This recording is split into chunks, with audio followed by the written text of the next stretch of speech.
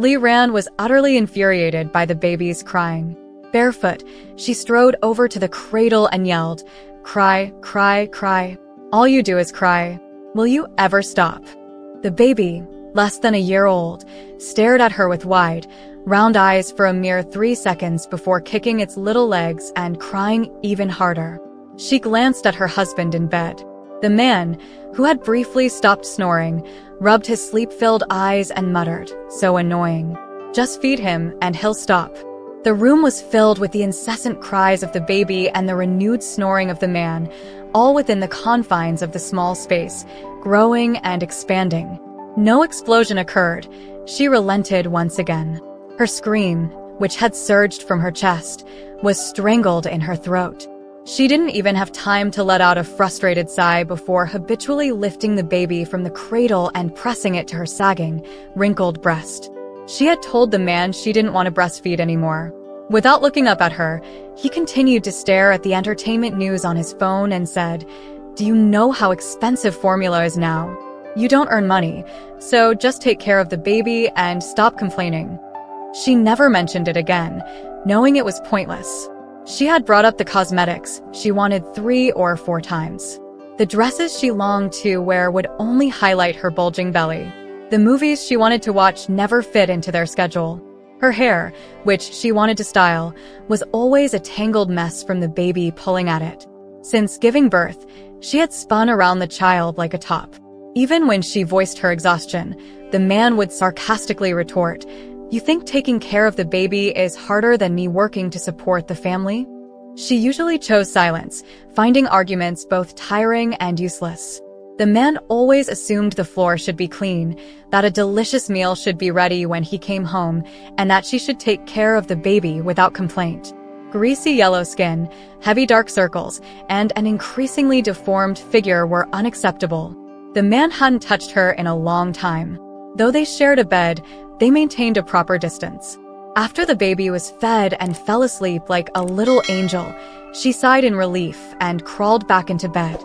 As soon as her cold feet touched the man, he rolled over and took the blanket with him. She leaned against the bed and turned off the light, staring at the large wedding photo on the wall. The light filtering through the curtain gap shone right in the center of the photo, taken at the beach where the man had once adored her. In the picture, they were tightly embracing, their eyes filled with happiness. She turned away, refusing to dwell on it. In the darkness, opposite the photo, they lay in silence, back to back. Li Ran wanted to find a job, a decision she reached after a sleepless night. However, her ordinary diploma from a third-tier university meant that her resume seemed to vanish into thin air. She suddenly recalled a teacher from her student days, a man with gold-rimmed glasses who would stand on the podium, his spittle reaching the faces of the front-row students. With a wrinkled, skinny face, he had once told her, "You'll regret this one day." She had lifted her chin defiantly and walked out of the classroom in front of the entire class. That was during her high school years. She was young, impetuous, proud, beautiful, and an excellent student, yet she fell for a delinquent. That delinquent was her husband, Zhou Shangqin. When Li Ran was 18, Zhou Shangqin was like a unique light in her life. He would sneak her out of her house in the middle of the night to skate in an empty square.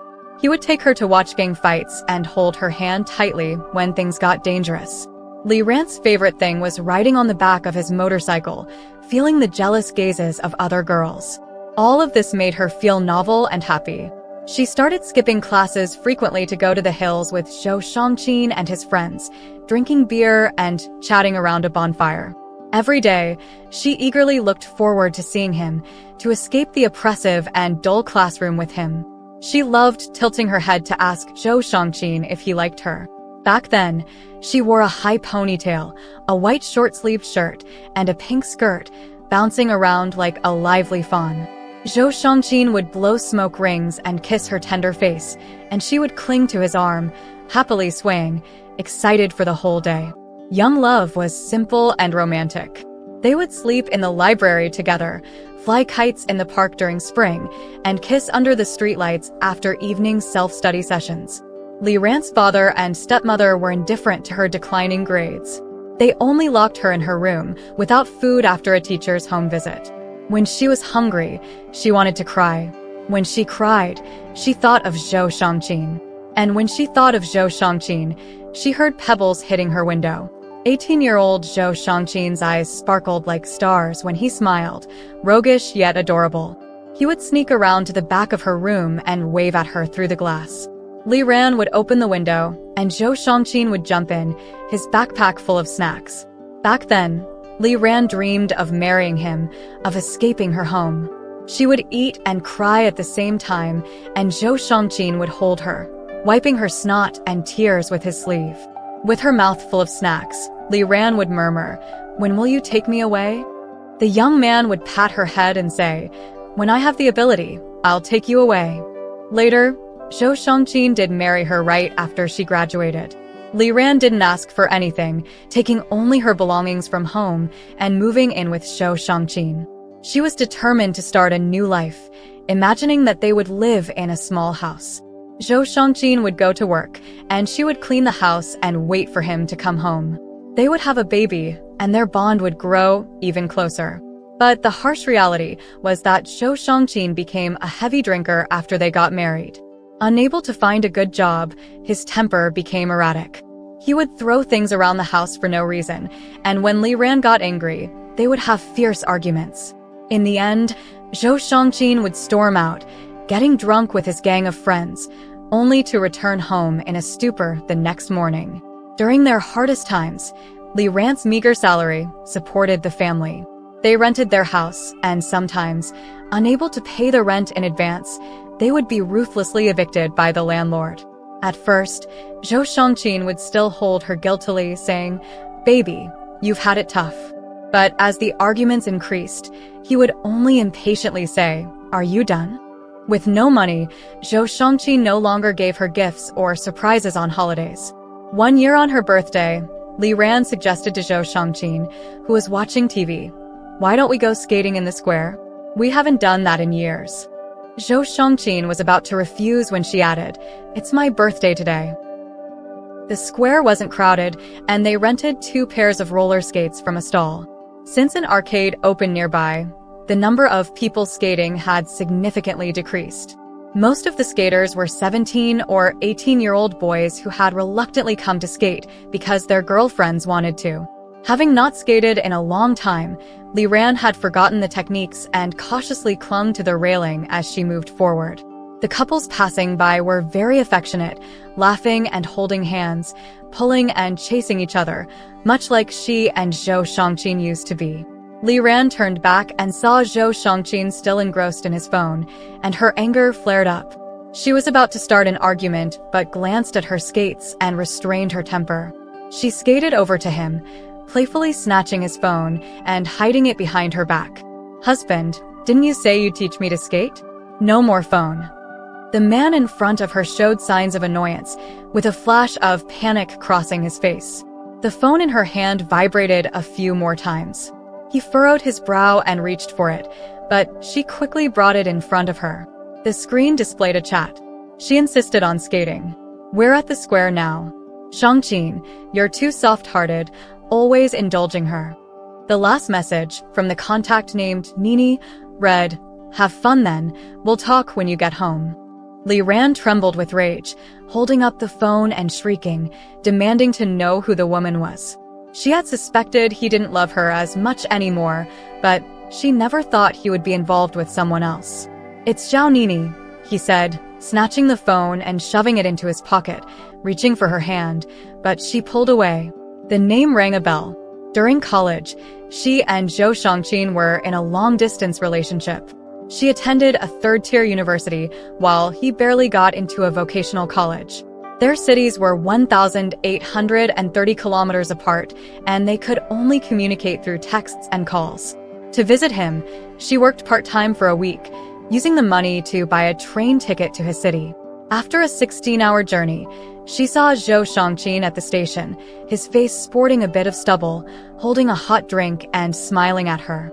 In that moment, all her exhaustion felt worth it. He took her to the track, where he often ran, and even to the classroom where he attended lectures. Zhou Shangqin liked to sit at the back, and in the second-to-last row sat a short-haired girl who turned to stare at her when Zhou Shangqin went to buy drinks. "I'm Zhao Nini, Shangqin mentioned you," she said with a tilted smile, showing two cute little canine teeth. That night, they squeezed into a small hotel room, embracing as they slept. Li Ran buried her head in his chest, softly asking him what kind of girl Zhao Nini was. "She's from our hometown, too. So delicate and always crying at the drop of a hat. If it weren't for that, I wouldn't even bother with her," Zhou Shangqin said with a tone full of disdain and annoyance, which reassured Li Ran, making her laugh at her own sensitivity. The next time she heard the name Zhao Nini was during her third year of university, just as Zhou Shangqin was about to graduate. They had planned to meet in City B on a Sunday. While she was in line to check her ticket, Zhou Shangqin's call came through, but before he could speak, she heard a girl's sobbing voice. "Li Ranjie, Shangqin got into a fight trying to protect me and got stabbed. He's in the hospital now and won't make it to City B." She stepped out of the line, tore up her ticket, and threw it in the trash. That was the first time they fought to the point of breaking up. Zhou Shangqin questioned why she wasn't there when he needed her most, while she questioned his relationship with Zhao Nini. Both felt hurt and blamed each other. "Do you care about me or my relationship with her? Do you care about my feelings or hers?" They had a cold war for 2 months until Li Ran finally gave in after receiving a text from him saying, "I miss you." Another 16-hour train ride brought her back to the familiar yet weathered Zhou Shangqin at the station. When they decided to get married, Zhou Shangqin deleted Zhao Nini's contact information right in front of her. Their wedding was simple. They went to the seaside to take the wedding photos Li Ran had always dreamed of. The man who had been with her all night whispered in her ear that he would love her for the rest of his life. But those fairy tale promises were gnawed away by reality, leaving behind only shards. Their love faded amid constant quarrels, leaving only responsibility to hold the relationship together. They lived like strangers sharing a bed, numbing themselves day after day. Li Ran sat on the ground and took off her roller skates, walking barefoot. Zhou Shangqin skated over and blocked her path. "Let me explain." "Fine, then explain." "It's not what you think." She knew she should ask him what it actually was, but that seemed too cliché. Their story had become as unbearably mundane as those cliched tales. When had it all changed? Was it when she fell completely in love with Zhou Shangqin, or when she completely forgot herself? The future felt like a predetermined track, inevitably growing toward the worst possible outcome. She was no longer the proud, beautiful girl who commanded attention. Instead, she had become her most real self, timid, humble, insecure, unable to fight back. "What is it then?" As she spoke, tears flowed uncontrollably. The sobs were so intense that she had to lower her head. But deep down, she knew she wasn't crying for their relationship. She was crying for herself. Zhou Shangqin was explaining vigorously, but she only saw his mouth moving, like the teacher with gold-rimmed glasses lecturing about math problems. "Let's get a divorce," she said. Later, the divorce didn't happen because Li Ran became pregnant, carrying the child that connected them by blood. Her husband's attitude improved significantly. He stopped nitpicking and found a decent job, vowing to work hard to support her and their unborn child. She thought everything would finally start looking up, that her long-endured persistence had finally paid off. They could live an ordinary life, filled with ordinary happiness as a family of 3. But the real hardships began after the child was born. She not only had to face a baby who cried at all hours, but also had to tidy up the house and wash the dirty socks her husband threw under the bed once the baby was asleep. Her husband refused to help with any of these tasks, using the excuse that he was too tired from work. Li Ran felt like she was being cooked in a pot, with a small flame underneath, gradually being tormented. On social media, her high school friends posted photos of their travels abroad. One classmate, who used to have similar grades, now worked for a big company and occasionally shared pictures of business trips. When she opened her own social media, she saw that she had deleted all her occasional complaints, leaving only photos of her child and motivational quotes. Now, they were saving up for their child's kindergarten fees. After that, they would have to save for elementary, middle, and high school. When the child went to college, they would have to save even more diligently for the child's house and car. She lived a repetitive life while saving money. Even her daily sighs and complaints were repetitive. She was caught between boredom and compromise. Then, the child fell seriously ill and needed surgery. They had maxed out all their credit cards, but still didn't have enough for the medical expenses. She wanted to borrow money from her friends, but realized she had lost contact with them years ago due to her pride. She had no family left. Her husband, more clueless than she was, became her only support and also the last straw that broke her. Unable to borrow money due to his bad reputation, he could only hold her frail body and say, "How about we have another child?" All her repression, patience, grievances, and despair exploded at that moment. She went wild, hitting him with all her might, snot and tears mixing in her hair. Her hysterical cries echoed through the stark hospital corridor as she repeated the same words over and over, barely intelligible. Zhou Shangqin held her head. He hadn't looked into her eyes for a long time. The woman before him, ravaged by life, had eyes that were dull and defeated. He leaned in closer and finally made out her muttered words. "I regret it. I really regret it, Zhou Shangqin." Smack! A piece of chalk hit her, and Li Ren opened her eyes to see the teacher with gold-rimmed glasses glaring at her with anger and disappointment, saying, "If you keep this up, one day you'll regret it."